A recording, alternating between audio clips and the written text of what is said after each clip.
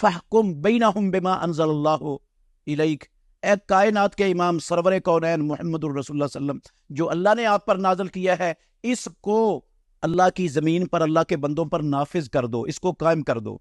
57 मुसलमान हुकूमतें हैं, कलिमा पढ़ने वाली, कुरान से मोहब्बत का दावा करने वाली, कुरान को चूमने आंखों और सीनों से लगाने वाली, मगर किसी हुकूमत ने कुरान को अपने मुल्क का सुप्रीम लॉ बनाने का अभी तक अमल नहीं किया, और ना वो कोई कौम इसके लिए तैयार, ना कोई हुकूमत और मुसलमान कौम इसके लिए तैयार नजर आती है।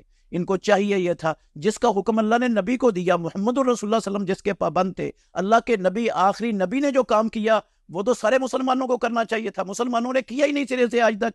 कुरान मजीद को मस्जिद की चार दीवारी के अंदर नजर बंद कर दिया, मदरसों के अंदर बंद कर दिया, नाबीनों के लिए, अपाहज लोगों के लिए और डल लोगों के लिए कुरान मजीद को रहने दिया।